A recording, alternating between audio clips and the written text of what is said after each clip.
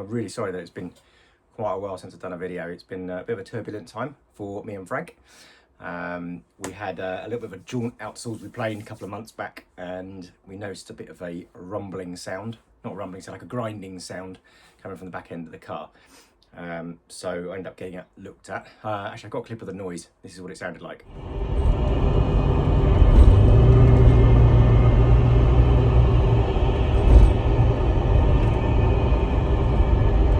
It seems to be on your side. So obviously we were a bit concerned. We actually did Shetlands anyway with that, because we did check the brakes and thought, well, actually all the brakes are fine. So, you know, once you got the board down in the back, you can't basically hear the noise. So it's kind of out of sight, out of mind. Really responsible, like Range Rover ownership.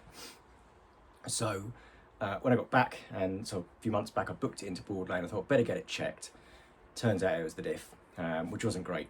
Whilst we were checking the diff and diagnosing that it was the diff that needed reconditioning, we also found out that the transfer box also needed reconditioning.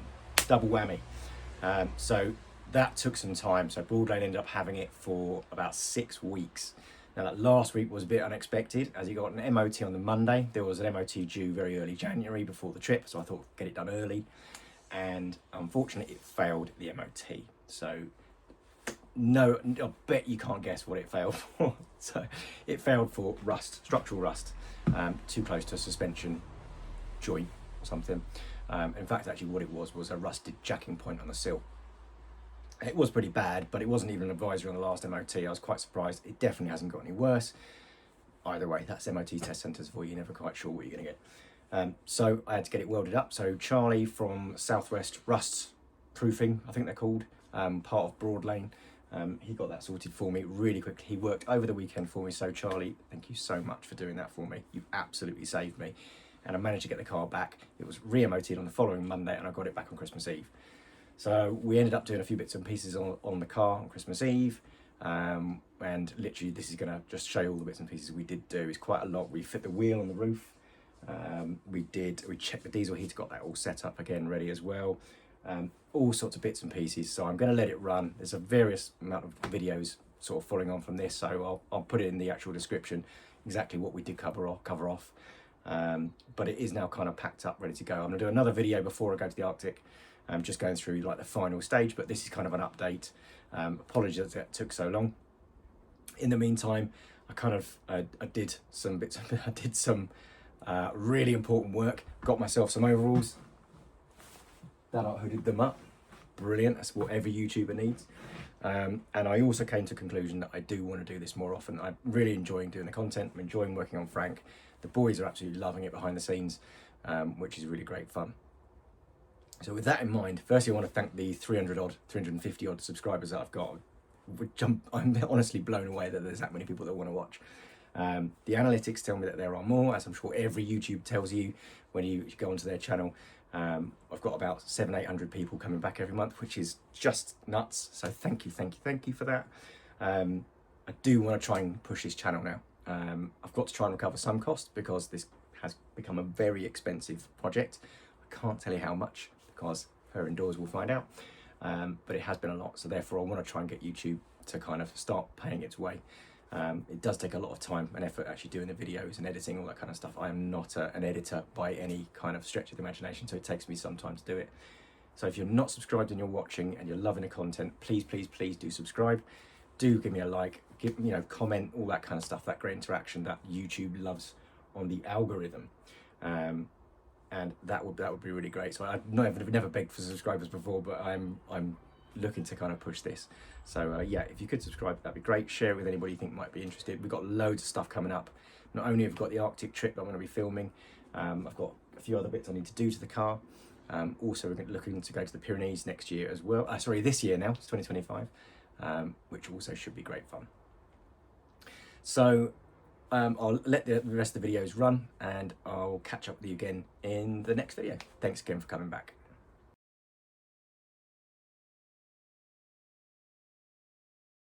At the house on Christmas Eve, trying to do a bit of work on Frank, and what I'm going to try and do this afternoon is to get the spare wheel and the spare wheel carrier onto the roof rack. So it happens to fit just about right.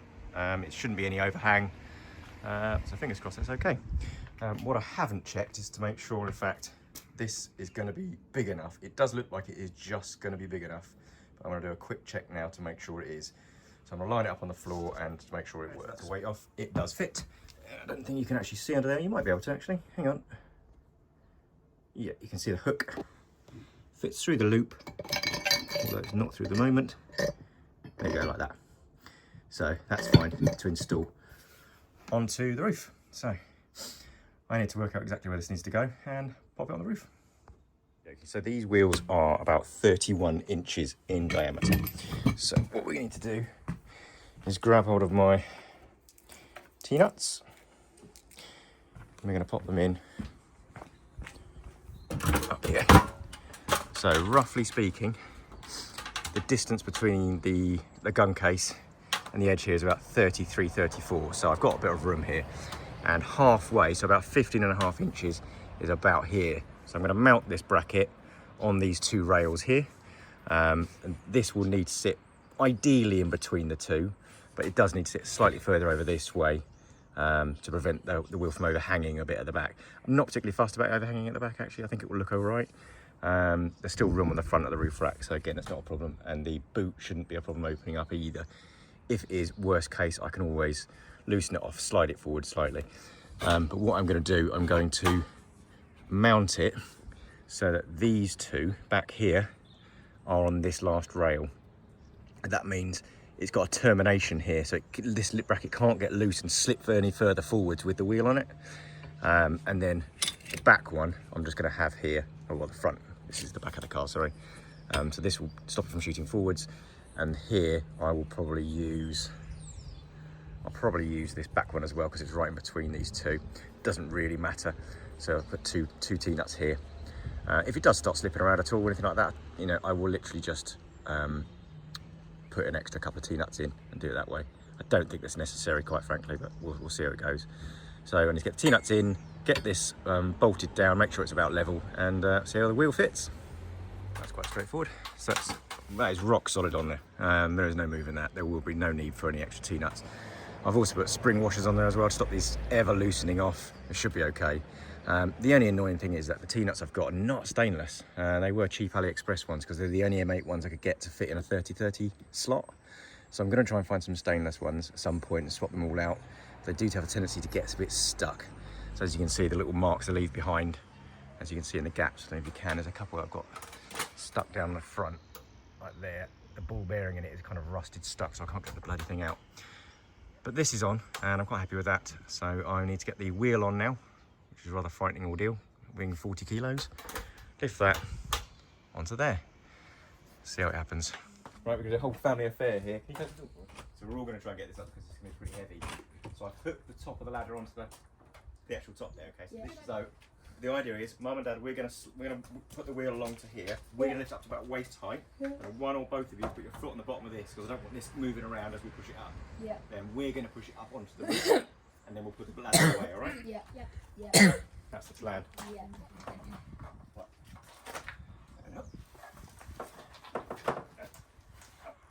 Okay, well, you get out of the way. I don't need you on that. I need you on the ladder. There we go. Look at that. Teamwork makes the dream work. Teamwork makes the Yeah. dream On work. it. You go up. Bang on that. Good. Right. Oh, I know. Copyright. Okay. Oh, yeah. And it's up. The back that on. Bring this out slightly this way, like that. That should be about right now. So we want it to overhang so here just a little bit. Yeah, slightly overhanging. That's okay. And it's overhanging back here, which means that should be bang on the middle now. So I'm going to get the hook. Seems pretty bang on. Just done a quick little thing I've done on here. So there's this stud. So when you put this on top of the wheel, you basically put this stud here, you put it into, you marry this around the wheel until you find the hole of one of the studs of the wheel. Then you put the coach bolt through, put that in, and this stops this whole thing from spinning around. But obviously it leaves a bolt there, basically rattling around on your wheel, so I didn't want it to scratch it, so I've just bung a bit of heat shrink over that bolt as well, stop it from making any marks. So we now need to make sure that this sits in the right place. So I would say I want this to come back this way, because this gap here is needed. So when this swings back, so you can lean on the wheel rather than it being stuck up at this angle. So what I need to do is I need to bring this over probably about an inch. So I am going to do that before I put this on. So I need to undo this a little bit. Right, I'm going to bring this over about that much. I think that should be fine. It's gonna go under. Good. There you go, right. This is not easy. Oh, so it goes through the wheel. Oh, does it go through the big hole in the middle? Yeah. Right, that's roughly where I want it. Like that. Slightly hanging. Like that. That is bang on, I reckon. Maybe a bit more, like that. Okay, that is where we want it. So I'm just gonna get the bracket now.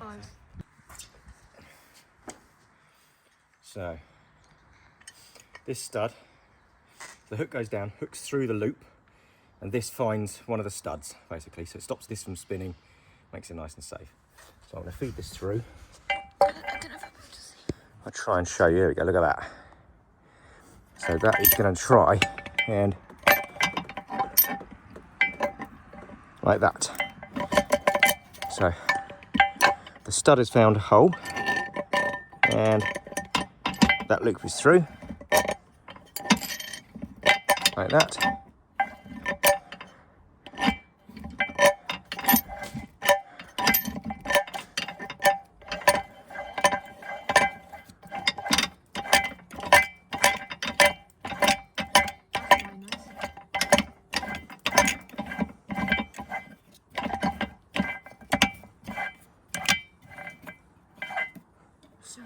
That's on. Right, so now this thing is tight on there. This wheel already doesn't want to move, to be fair. Is that a good thing? Yeah, so I'll do I'm gonna that. scratch the wheel. One more, like that. So, And this goes through. put the wheel cover on now. Little padlock goes on with a number of something. The little padlock goes through into the thingy, fingers crossed. Like Why that. can't you tell me? There we go. There you go, so that's pretty on there, isn't it? So, the last thing to do is firstly, quite like to see whether, how good that gap is. That's fine. So the roof can actually still open up, that's okay. Now I've got to get Let the this super little cool cover cover on.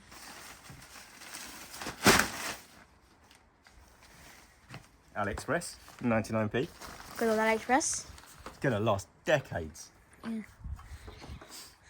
It's going to stay on the whole trip, I bet you. Just check to see whether it fit, but it's supposed to. Seems to fit.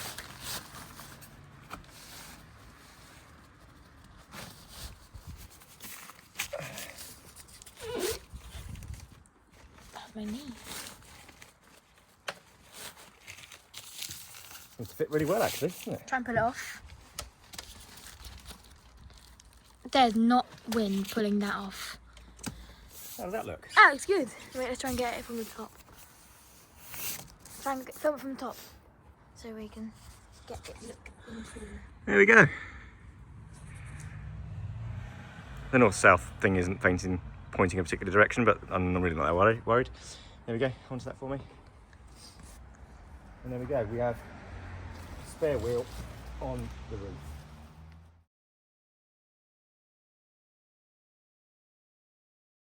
Okay. One more thing checked and ready. The diesel heater. Well, the fan is whizzing away. The pump is completely silent. Well, it's quite silent. But a few air bubbles go through it, it starts to make noise again, but that's fine. I noticed that this wasn't sealing particularly well, so it stopped the air bubbles coming through here now. This is all working perfectly fine, down to 12 volts at the moment. So that should go down. Yeah, it's lowering down, look. Once it's got to temperature, well, it should low down a little bit. Temperature also doesn't need to be this high as well anyway. But that is toasty warm, that is. I've got it set to like 27 degrees. Underneath, we've got next to no smoke at all anymore. So, there's a few puffs, but that's running pretty efficiently. I'm pleased with that. Running really warm. So, we are good to go. I'm going to shut this down, and this monkey is going to help me refit the kitchen and everything.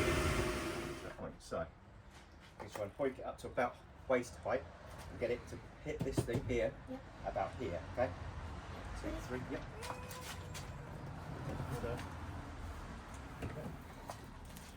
Perfecto.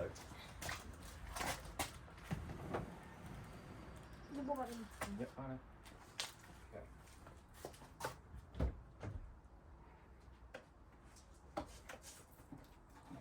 I'll poke that in.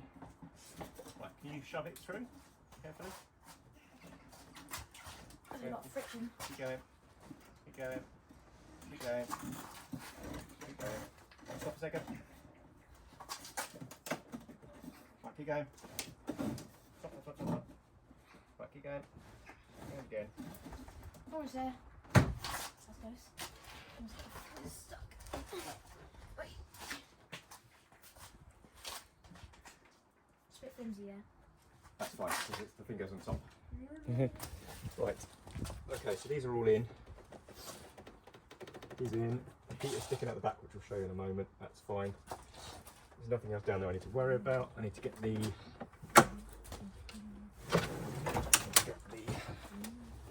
whoop. Yeah, he's come up.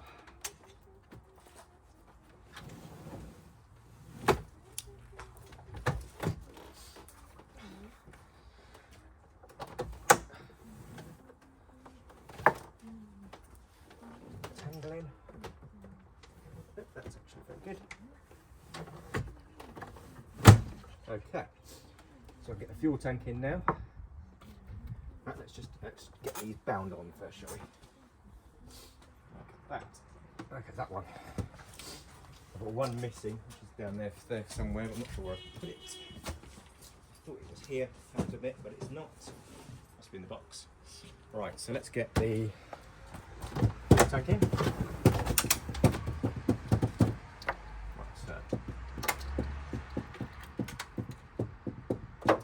Fuel tank goes first.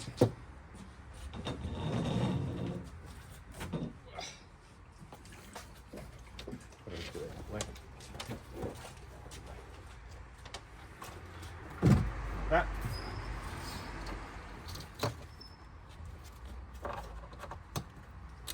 There we go. Goes on the top.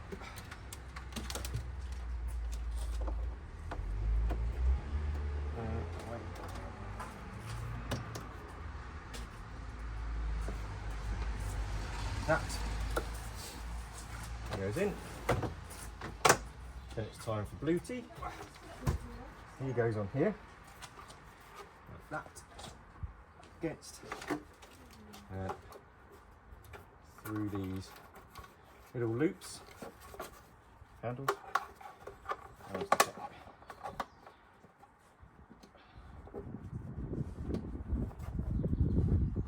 There we go. So that should stop him coming up from there, that's fine. So that now can slide back. And there we go. So we have a fuel. So we've got that in, that's latched in, that's latched in. One more latch to do that end. We can probably put this in here now, but one day I want to start the engine because we need to run this compressor so I can put air in Muppet's suspension on his bike. Try and feed this through.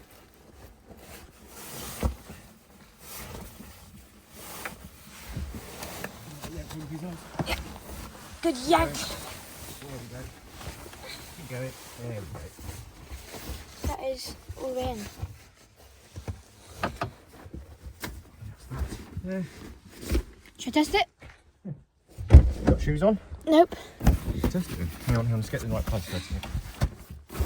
Which way am I going to have my head? It's just quite a sealed unit, isn't it? Because it's yeah.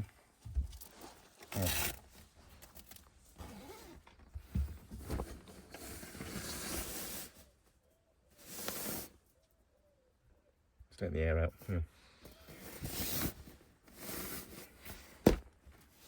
Right, head's this end. Yep, okay. What I want to try and do is tuck all the excess under as much as I can.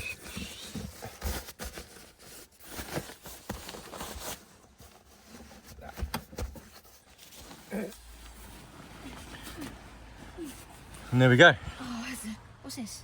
It's a light. There's a light, and I can turn it on by... It's not on at the moment. Ah, so nice and bright.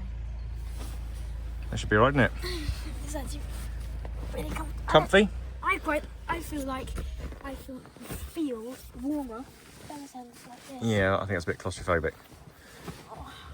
I could do, but that's not the plan. So I'm gonna not sleep in it that way.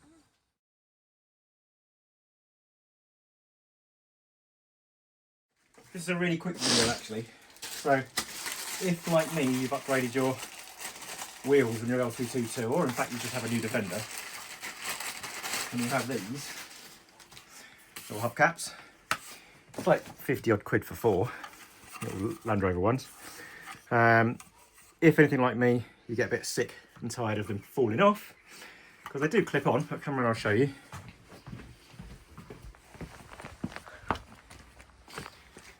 There's one, gone. So these do clip on really well. These little clips here, they clip onto these lips of these nuts, and they're special nuts from the Defender, the new Defender.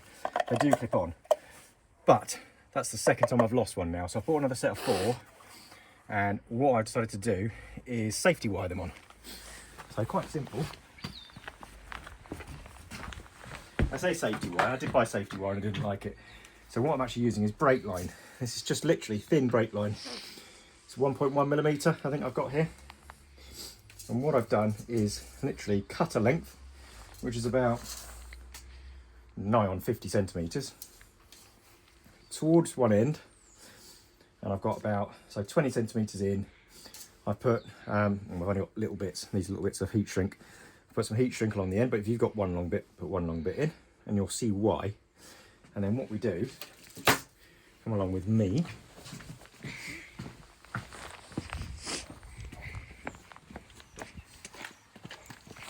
We pop this around the back of here. So the heat shrink is to stop the wire from basically chafing on the powder coat of the alloy, of the steel, sorry. And then we drill a little hole through the hubcap, do the same again. Another one of these little clips on there, pinch it shut, which means we can still get this off really easily.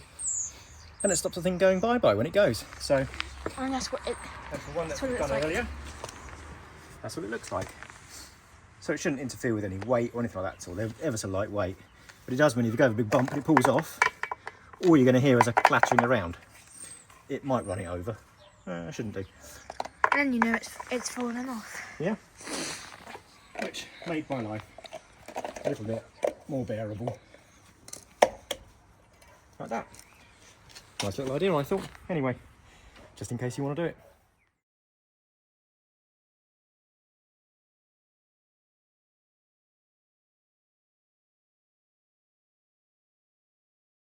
This is my first night spending in Frank. Weirdest thing I think I've ever said. And quite a good setup actually. Blanket up there if I need it. Sleeping bag.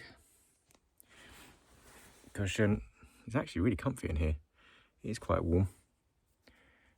Heater works well. Let me just change you over. So this is what we've got.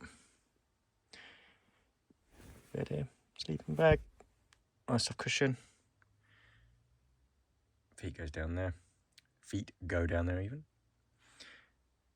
I've got power up here. That's where my heater comes out of. Something to use in the middle of the night if I need to. It should be absolutely fine. It is reasonably comfortable in here already and the heater's not even on, so I don't know whether I'll have it on all night. I might just turn it back on in the morning, but we'll see how we go.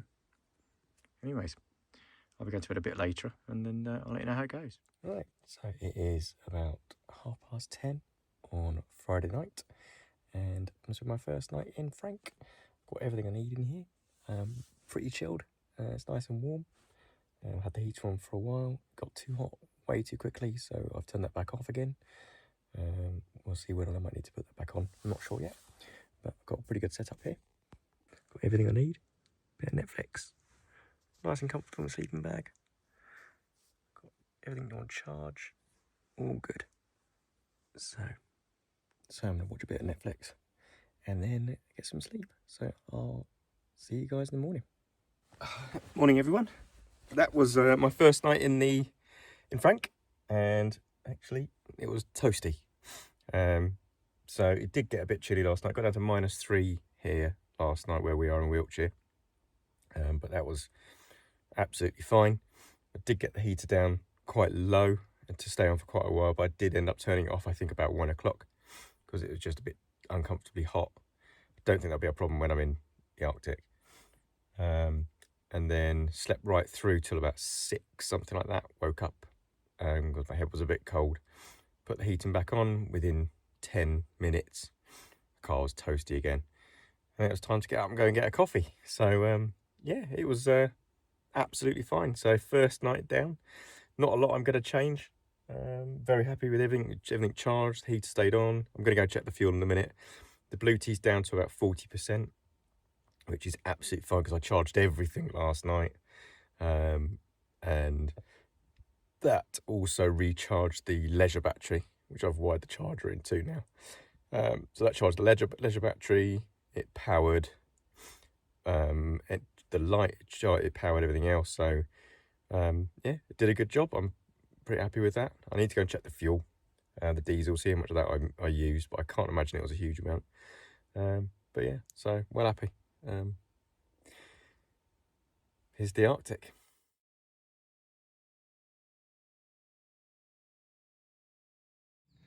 Okay, so we are finally doing something I couldn't be bothered to do the other day. It's been one of those things on the list I've just been putting off. As you'll know in the car, and I'll show you quickly, I've got the switch panel. So up here I've got my switch panel for my left and right ditch beams, my ARB compressor for the air up system, sorry. Excuse me. One for the spotlights, and another one for the reverse lights. So the spotlights at the moment, it's a two-way rocker switch. So in one position, so in the middle it stays off. So the spotlights, the aux beam lights stay off. In the up position, or the down, whichever it is, but let's say the up position, it turns them on. So they've got a permanent feed. Even if with the engine off, they've got a permanent 12-volt feed, which isn't particularly great, but I'm never going to forget they're on. So it's okay. So it's quite useful in the sense that if I desperately need them on without the engine being on, I can actually do that. In the other position, they're ready to come on. Okay, so what then happens is that when I put the high beams on in the car, it then triggers them to come back on. So the relay is powered by a trigger wire coming from the existing spotlights. So to do that, I pulled another set of cables through from the inside. So this comes from the switch up in the top, comes all the way down the A pillar, and we've got these two wires coming through. So the first wire, this one is going to go into the trigger wire on the on this existing spotlight relay. So this came with the aux beam kit, and that is the blue wire on this one. So when I power this blue wire, it turns the spotlights on. So this powers the switch that turns the relay actually on. So I need to get one wire into this. Okay, then what I need to do is have occasional 12 volts going to it, and that occasional 12 volts is going to be the trigger wire that comes from the headlight. So when the headlight high beam comes on, down here, so when the headlight beam comes on the end of it, this goes into the back of the headlamp itself. And so one of these wires, which we have deduced is pretty sure is the white and black one. That is the 12 volt trigger wire. In fact, it's only 10 volts going through it, but none of them are 12 volts. That might be because the engine is off, I'm not entirely sure. But that's the only one that comes on and off when the high beam is triggered with the lights on. So we know it's, so from here I pinned all of these with a multimeter, and it was this pin here. So second row down, second row in here, I can't remember what pin number that is. That one there is the one that's triggered for the high beam coming on. So we worked our way back from that, and that is this black and white wire here. So what I'm going to do now is I'm going to feed this cable down through inside here, zip tie it all nice and neatly away, and I'm going to connect it to this black and white cable here. So that means when the high beam goes on, it will send 12 volts through to here as well, which will then on the switch, if it's in the right position, we'll send it through the switch inside the car back down to the relay, turning the aux beams on. That's the idea anyway. So it's a straightforward thing to do in principle. I've just got to kind of bite the bullet and make sure I've chosen the right cables.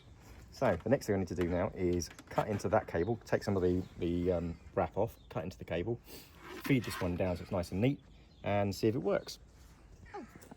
Yeah. We thought it might be an idea to do a quick proof of concept to make sure it actually works.